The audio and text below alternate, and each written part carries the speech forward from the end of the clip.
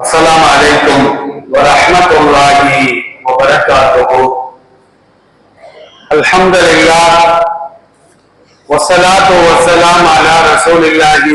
أما بعد, கணியத்திற்குரிய எல்லாம் அல்ல அல்லாஹ்வின் நல்லடியார்களே, பாசத்திற்குரிய இஸ்லாமிய பெரியோர்களே, அல்லாஹ்வுடைய மாபெரும் கிருபையினால் சங்கையான ஒரு நாளிலே, சங்கையான ஒரு இடத்திலே நாம் எல்லாம் ஒன்று கொண்டிருக்கின்றோம். எல்லாம் அல்ல அல்லாஹ் ஜல்ல ஷானஹு தஆலா நாம் செய்யக்கூடிய வணக்க வழிபாடுகளையும் இன்றைய தினத்திலே நாம் செய்ய இருக்கின்ற உலகியாக்களையும் ஏற்றுக்கொண்டு அதற்கு பிரதிபலனாக இன்மையிலும் மறுமையிலும் நிம்மதியான சந்தோஷமான மகிழ்ச்சியான வாழ்க்கையினை அல்லாஹ் நம் அனைவருக்கும் தந்தல் புரிவானாக. ஆமீன். கணியத்திற்குரிய அல்லாஹ்வின் நல்லடியார்களே, இன்றைய தினத்திலே நாம் செய்யக்கூடிய வணக்க வழிபாடுகளை அல்லாஹ்விற்கு மிகவும் பிடித்தமான ஒரு வணக்கம், அல்லாஹ்வுடைய பெயரை சொல்லி நாம் கொடுக்கின்ற குர்பானி தான் என்று நபிகள் நாயகம் ஸல்லல்லாஹு அலைஹி வஸல்லம் சொல்லி காட்டுவார்கள். அல்லாஹ்விற்கு பிடித்தமான அந்த வணக்கத்தை நாம் செய்கின்ற பொழுது முறையோடு நாம் செய்ய வேண்டும். முறை தவறி நாம் செய்வோமேயானால் அந்த வணக்கத்தை அல்லாஹ் கந்தலான ஆடைகளை கசக்கி குப்பை தொட்டியிலே போடுவதை போன்று அந்த வணக்கத்தை குப்பையிலே போட்டு விடுவார் என்பதையும் மார்க்கம் நமக்கு தெளிவாக சொல்லி காட்டுகிறது. எனவே குர்பானி கொடுப்பவர்கள் அந்த வணக்கத்தை செய்வதற்கு முன்னால் அல்லாஹ்வும் அல்லாஹ்வுடைய திருத்தூதரும் அந்த வணக்கத்தை எவ்வாறு செய்ய வேண்டும் என்று அல் குர்ஆனின் மூலமாக, அல் ஹதீஸின் மூலமாக இந்த சமுதாயத்திற்கு கற்றுத்தந்தார்களோ அந்த அடிப்படையில் தான் அந்த வணக்கத்தை நாம் செய்ய வேண்டும். குர்பானி கொடுப்பவர்களின் கவனத்திற்கு ஒரு காரியம் என்னவென்றால், முதலாக நம்முடைய எண்ணத்தை, அதாவது நிய்யத்தை அல்லாஹ்விற்காக நாம் ஆக்கிக் கொள்ள வேண்டும். அவரு கொடுக்கிறாரு, இவரு கொடுக்கிறாரு, நாம குர்பானி கொடுக்கலன்னா கேவலமா பேசுவாங்க என்பதற்காக நாம் குர்பானி கொடுப்பது கூடாது. இரண்டாவது, இவரும் குர்பானி கொடுத்தாரு அப்படின்னு மக்கள் எல்லாம் நம்மை புகழ வேண்டும் என்பதற்காகவும் அந்த குர்பானியை நாம் கொடுப்பது கூடாது. எந்த வணக்கத்தை நாம் செய்வதாக இருந்தாலும், இன்னைக்கு பெரும்பாலும் தொழுகைக்கு நாம வாரவே, அதுல சில பேர் என்ன நினைக்கிறாங்கன்னா, நாம தொழுகலைன்னா அவளை கேவலமா பார்ப்பாங்க என்பதற்காக தொழுகிறார்கள். அல்லாஹ்விற்காக தொழுக வேண்டும். ஏன் தொழுகையாளிகளை கேவலமா பார்க்கலையா? அல்லாஹ்வே குர்ஆன்ல என்ன சொல்றான் அப்படின்னா, தொழுகையாளிகளை பார்த்து இவர்கள் கிண்டல் செய்வார்கள் என்று அல்லாஹ் ஒரு வசனத்திலே சொல்லி காட்டுகின்றார். எந்த வணக்கங்களை நாம் செய்தாலும் நம்மை பாராட்டுகிறார்களோ, இகழ்கிறார்களோ, புகழ்கிறார்களோ அதையெல்லாம் நம்ம காதுல போடவே கூடாது. தொழுதாலும் சரிதான், நோன்பு வைத்தாலும் சரிதான், ஹஜ்ஜி செய்தாலும் சரிதான், குர்பானி கொடுத்தாலும் சரிதான், எந்த வணக்கங்களை நாம் செய்தாலும் செய்யக்கூடியவர் நான் அல்லாஹ்விற்காக செய்கிறேன். மற்றவர்கள் புகழ்ந்தாலும் சரிதான், எகழ்ந்தாலும் சரிதான், அதை நம்ம காதுல வாங்கவே கூடாது என்பதை மார்க்கம் தெளிவாக சொல்லி காட்டுகிறது. அதனால குர்பானி கொடுப்பவர்கள் அல்லாஹ்விற்காக நான் குர்பானி கொடுக்கிறேன் அப்படிங்கிற நிய்யத்தை உள்ளத்தில் ஆழமாக வைத்துக் கொள்ள வேண்டும். நிய்யத்து இல்லாம நாம எந்த வணக்கங்களையும் செய்வது கூடாது. இன்னமல் அஅமாலு பின்னிய்யாத், செயல்கள் அனைத்தும் எண்ணங்களை கொண்டுதான் கூலி கொடுக்கப்படுகிறது நபி ஸல்லல்லாஹு அலைஹி வஸல்லம் சொல்லி காட்டுவார்கள். இரண்டாவது என்ன அப்படின்னா, குர்பானியாக இருக்கட்டும், அறுத்து சாப்பிடக்கூடிய பிராணிகளாக இருக்கட்டும், பிஸ்மில்லாஹ் சொல்லாமல் அறுப்பது கூட. முஸ்லிம்கள் தான் பிஸ்மில்லா சொல்லி அறுக்க வேண்டும்.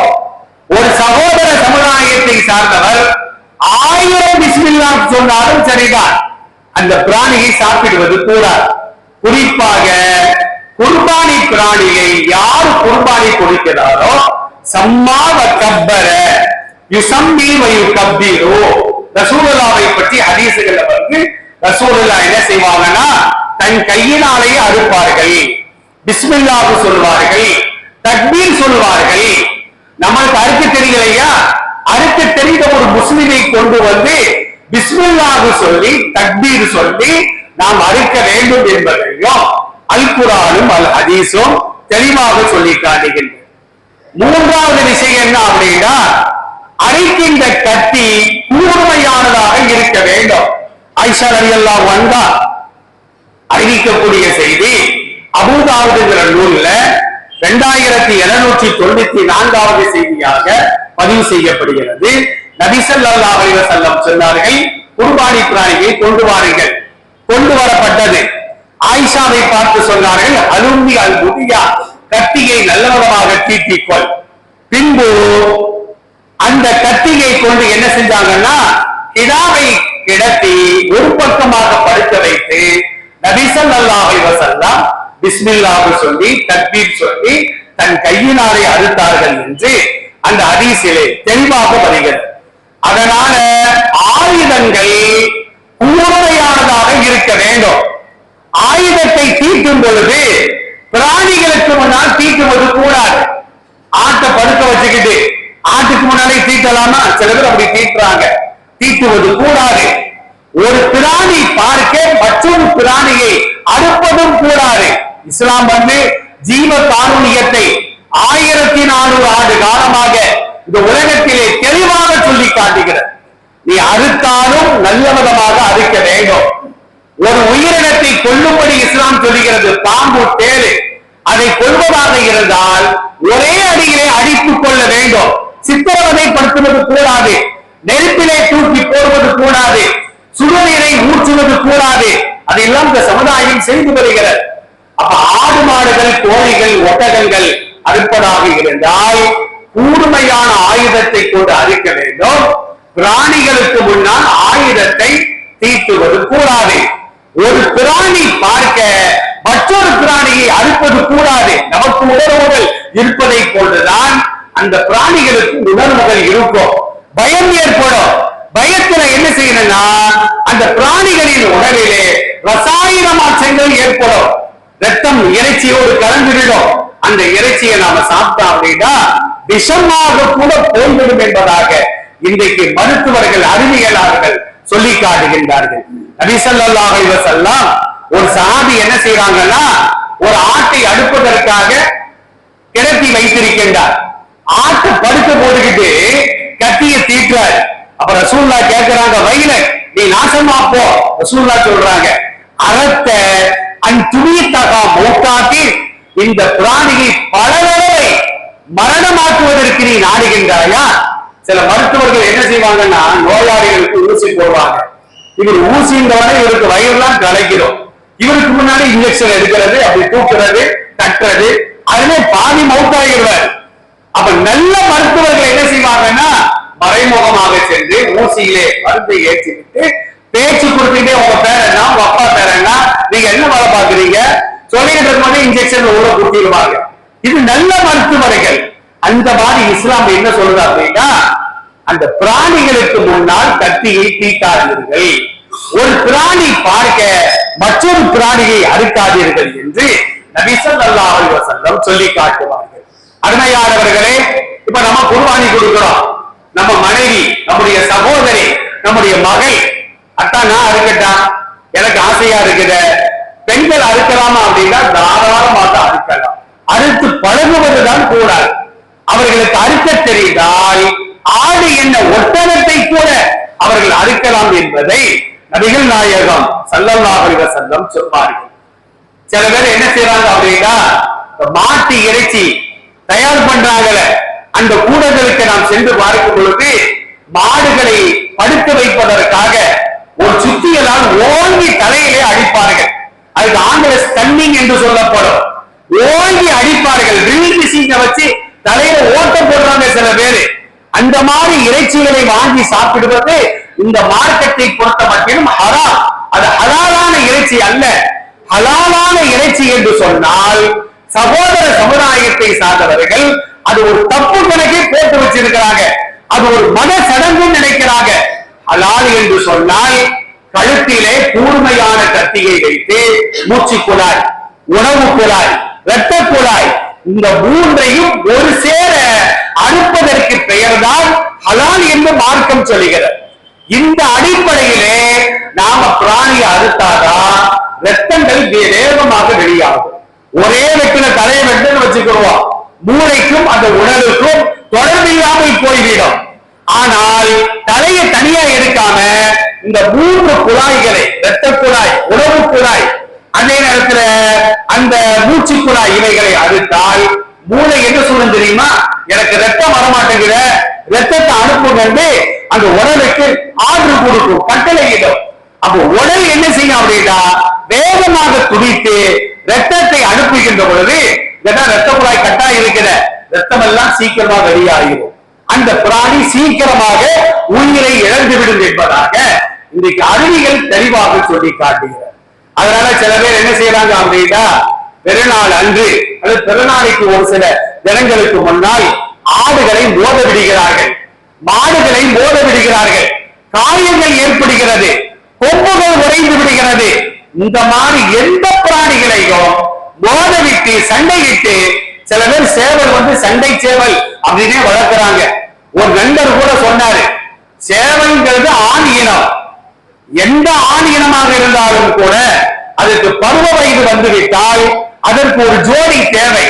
ஆனா அந்த சண்டை கோழி இருக்கிற அது என்ன செய்வாங்க தெரியுமா? சண்டை சேவலை பருவ வயது அடைந்த பின்னால் பெட்டை கோழியோடு சேரவே விட மாட்டார். ஒரு மனிதன் ஏன் பாலியல் பலாத்காரங்கள் நடைபெறுகிறது? திருமணத்திற்கு முன்போ திருமணத்திற்கு பின்போ அவன் ஆசையை தீர்த்து கொள்வதற்காக ஒரு ஜோடி கிடைக்கவில்லை என்று சொன்னால் அவன் கற்பழிக்கின்றான். குழந்தை என்றும் பார்ப்பது கிடையாது. இந்த உணர்வு மனிதனுக்கு மாத்திரம் அல்ல, மற்ற ஜீவராசிகளுக்கு உண்டு. ஆனா அந்த சண்டை சேவலை என்ன செய்வாங்கன்னா ஜோடியோட சேர விடாம அதுக்கு பாதாம் பருப்பு, பிஸ்தா பருப்பு நம்ம கூட சாப்பிடுறது இல்லை, அதுக்கு என்ன செய்வாங்கன்னா போட்டு வெளிய உண்டாக்கி கடைசியில் அதை சண்டை போடுகின்ற அளவிற்கு துணிச்சல் புரிகிறது என்பதாக அந்த நண்பர் சொல்லி காட்டுகின்றார். இந்த மாதிரி குர்பானி பிராணிகளை சண்டைக்கு விடுவதோ மற்றபடி வேற தவறான காரியங்களுக்கு பயன்படுத்துவதோ கூடாது என்பதையும் நபிகள் நாயகம் ஸல்லல்லாஹு அலைஹி வஸல்லம் சொல்வார்கள். குர்பானி கொடுத்த பின்னால முழுமையா உயிர் போற பின்னால்தான் நாம கடாவை உரிக்கணும், தோலை உரிக்கணும். சில பேர் என்ன செய்யறாங்கன்னா 15 ரூபா கொடுத்து வாங்கி இருக்கிறோம், எத்தனை கிலோ கறி இருக்குன்னு பார்ப்போம் அப்படின்னு எடை போட்டு பாக்குறாங்க. எடையெல்லாம் போடக்கூடாது. இரையச்சம் இருக்குமானால் அந்த பிராணி எத்தனை கிலோ இருந்தாலும் அதை என்ன செய்யணும் அப்படின்னா தனக்கே வைத்துக் கொள்ளலாம், ஏழைகளுக்கு கொடுக்கலாம், சகோதர சமுதாயத்தவர்களுக்கு இந்து நண்பர்கள் வருகிறார்கள், கிறிஸ்துவ தோழர்கள் வருகிறார்கள், அவர்களுக்கு தாராளமாக கொடுக்கலாம், செல்வந்தர்களுக்கு கொடுக்கலாம்.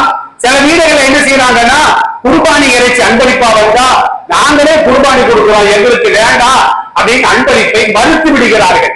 அன்பளிப்புகள் வருமானால் அது மார்க்கெட்டில் அனுமதிக்கப்பட்ட ஒரு அந்த பொருளாக இருக்குமானால், உணவாக இருக்குமானால் அதை தாராளமாக பெற்றுக்கொள்ள வேண்டும். நபிகள் நாயகம் ஸல்லல்லாஹு அலைஹி வஸல்லம் சொல்கிறார்கள். சில பேர் என்ன செய்யறாங்கன்னா அறுக்கிறத, உரிக்கிறத, வெட்டுறத, பிரியாணி செட்டில ஏத்துறத, தின்றத, சாப்பிடுறத, மனைவி மக்களோடு உல்லாசமாக இருப்பத இதையெல்லாம் போட்டோ பிடித்து வீடியோக்கள் பிடித்து வாட்ஸ்அப்ல போடுறாங்க, பேஸ்புக்ல போடுறாங்க. தயவு செய்து வேண்டாம். இதெல்லாம் சகோதர சமுதாயத்தவர்களே, இஸ்லாத்தின் மீது வெறிப்பிடித்தவர்கள் அதை ஒரு தவறான பார்வையில் பார்ப்பதற்கு நாம காரணமாக ஆகிவிடக் கூடாது.